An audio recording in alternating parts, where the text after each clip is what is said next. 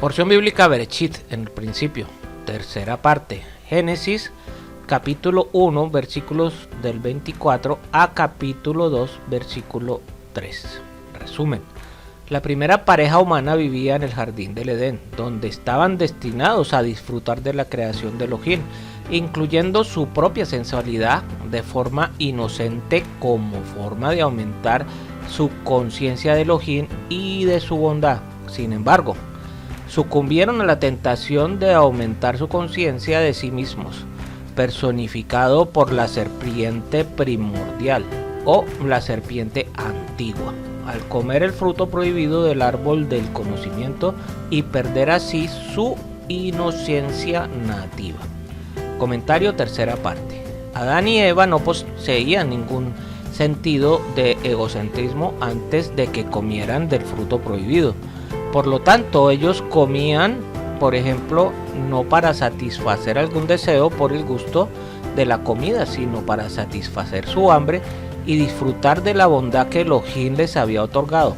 Similarmente, tuvieron relaciones maritales no para satisfacer algún deseo egocéntrico de placer sensual, sino para unirse uno con el otro para disfrutar la bondad que Elohim les había dado y para tener hijos.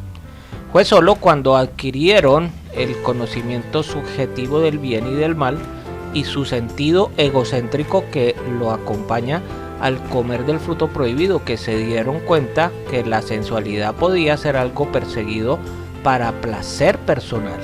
Por lo tanto, de todos sus miedos desnudos se avergonzaron primero y sobre todo de sus órganos reproductivos, e intentaron disminuir su poder sobre la conciencia humana manteniéndolos cubiertos. Es a través de la modestia en el vestir y en el comportamiento que podemos recobrar nuestra inocencia humana innata y elevar nuestros instintos sensuales a la pureza original de Adán y Eva en el jardín del Edén. De lo contrario, hubo un acto de creación a la hora de hacer al hombre. Primero formó el cuerpo humano con todo lo de la tierra. Después creó la vida humana por medio de soplar espíritu de vida en su nariz. Luego, lo primero que respiró el hombre fue el espíritu de Elohim. Esto nos enseña que el hombre está por encima de los animales. El hombre necesita un acto de creación diferente al de los animales. El hombre tiene algo que los animales no tienen: el alma superior, en hebreo, Neshama. Y dijo Elohim: hagamos al hombre con nuestra imagen conforme a nuestra semejanza, y ejerzan dominio sobre los peces del mar, sobre las aves del cielo, sobre los ganados, sobre toda la tierra y sobre todo reptil que se arrastra sobre la tierra. Creó pues Elohim al hombre con la imagen suya, con la imagen de Elohim lo creó, varón y hembra los creó. El ser humano tenía que reflejar la materia de ser del Eterno en el mundo natural, como los ángeles o los malak en hebreo le reflejan en el mundo sobrenatural. Las dos palabras que han sido traducidas como nuestra imagen conforme a nuestra semejanza, Betsalmenu ki demetenu, tiene dos prefijos diferentes, be y que. Be significa en o con, y que significa con, de acuerdo a.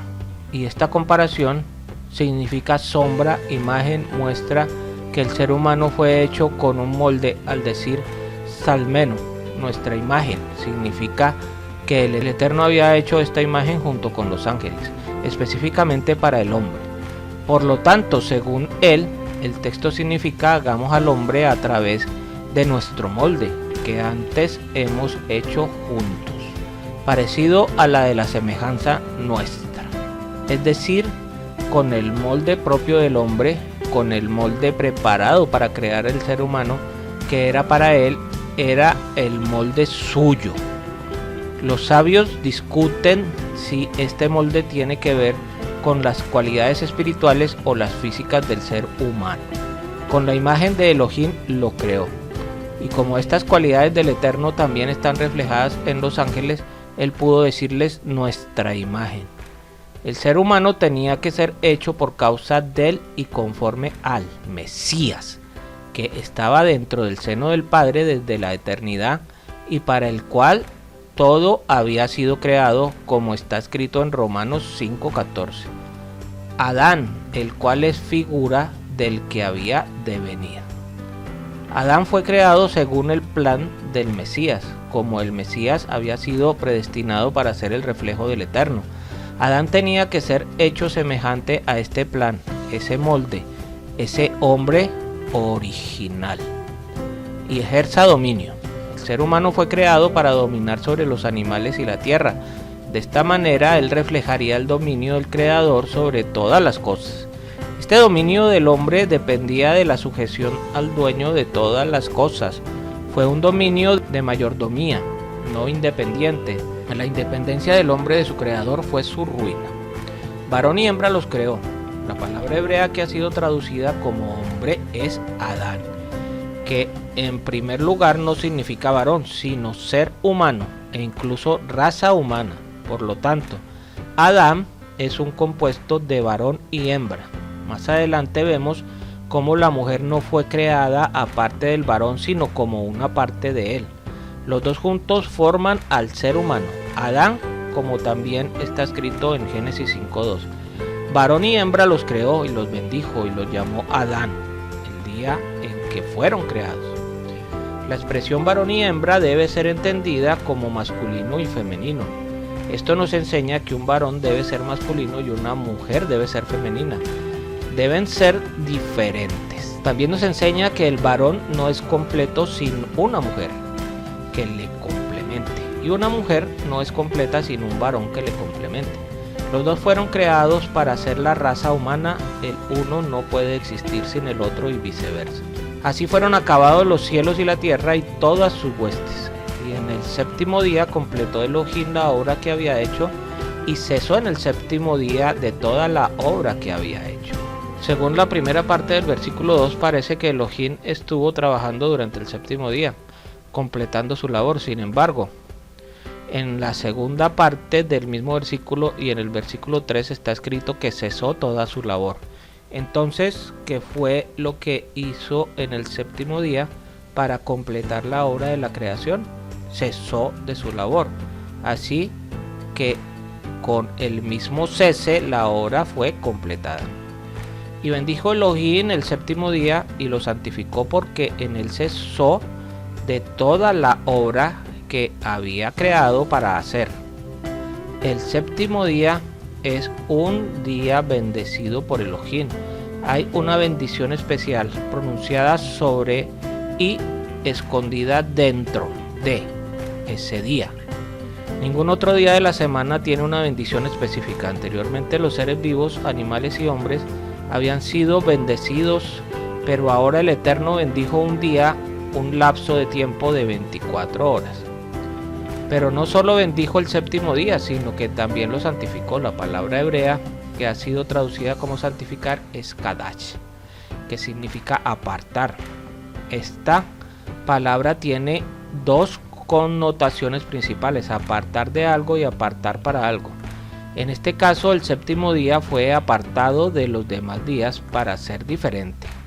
Pero no solamente eso, sino también fue apartado para el Eterno para ser su exclusiva posesión. Algo que ha sido santificado solo puede ser utilizado para el objetivo para el cual fue santificado. Si es utilizado para otra cosa o con otro motivo, es profano. Así que el Shabbat fue santificado de los demás días de la semana para ser diferente, y fue santificado para ser de la exclusiva posesión del Creador.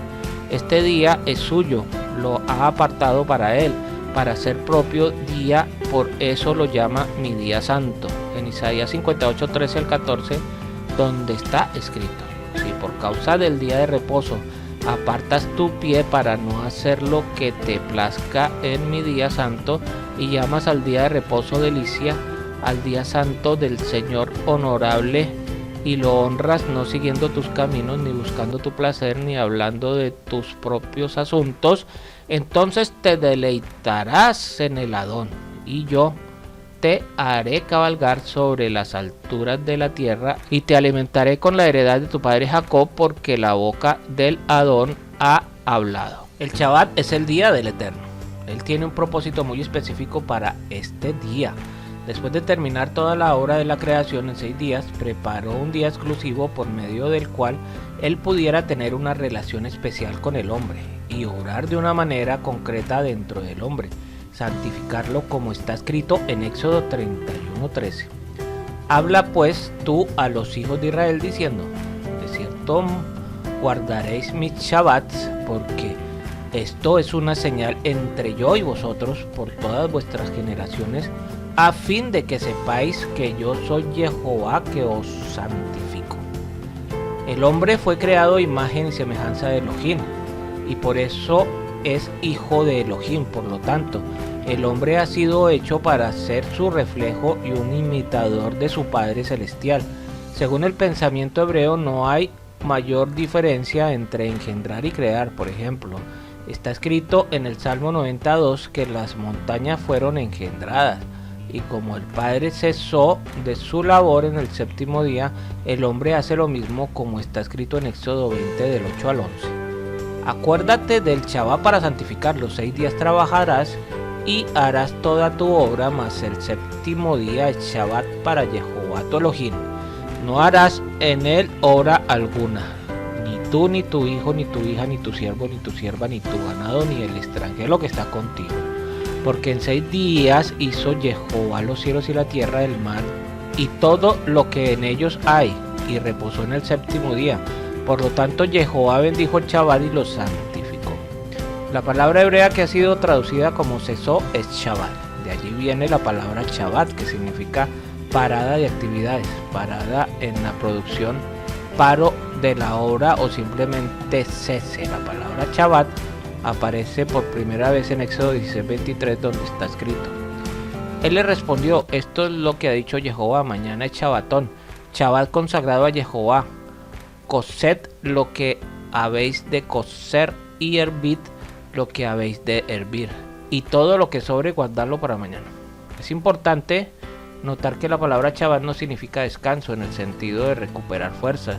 El Eterno no necesitaba descansar pues de su obra de creación, porque Él no se cansa, como está escrito en Isaías 40:28.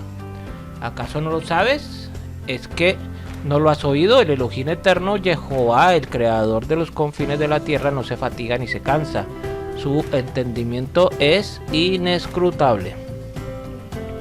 Por lo tanto, el séptimo día no fue hecho en primer lugar con el fin de que el hombre descansara de sus labores fatigosas. En el principio, el hombre no tenía una labor que le hizo sudar o gastar sus fuerzas para tener que recuperarse, como está dicho, de cesar de intervenir en la creación. Por lo tanto, el traducir la palabra Shabbat como descanso y la palabra Shabbat como día de reposo, es fácil confundirlo con el significado y propósito primordiales de ese día. Si el Shabbat es un día cuando no se hacen actividades que intervienen en la creación, entonces el propósito del Shabbat no es que sea de descanso, sino que sea de dedicación al Eterno, de una manera diferente al resto de los días de la semana. Por otro lado, es cierto que está implícito el concepto de descansar en el Shabbat, pero es más bien un resultado de la caída del pecado, cuando el trabajo del hombre se convirtió en algo pesado y el hombre tiene la necesidad de descansar un día en la semana, como está escrito en Deuteronomio 5:14. Además, el séptimo día es Shabbat para Jehová tu Elohim. No harás en él ningún trabajo, tú, ni tu hijo, ni tu hija, ni tu siervo, ni tu sierva, ni tu buey, ni tu asno, ni ninguno de tus animales, ni el forastero que está contigo, para que tu siervo y tu sierva también descansen como tú. El principio del Shabbat no fue establecido en el Sinaí, como la entrega de la Torá a Israel, sino en la misma creación, no en relación con Israel, sino en relación con el hombre. El Shabbat fue instituido justo después de la creación del hombre. Lo primero que el hombre experimentó después de ser creado fue el Shabbat del Eterno. Esto nos enseña que el Shabbat fue para el hombre, como está escrito en Marcos 2:27. Y él les decía: el Shabbat se hizo para el hombre y no el hombre para el Shabbat.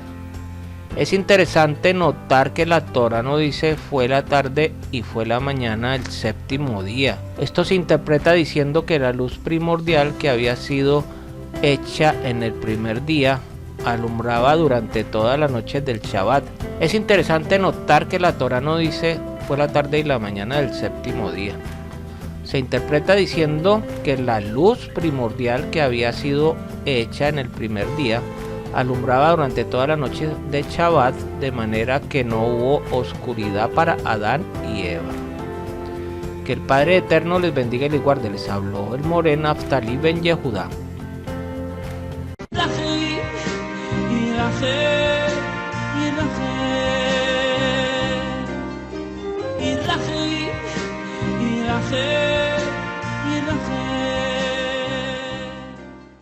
Si este estudio te ha sido de utilidad, te invito a suscribirte en nuestras redes sociales de YouTube, Facebook, TikTok e Instagram. Activa las notificaciones, dale me gusta al video y déjanos tus comentarios, inquietudes o sugerencias.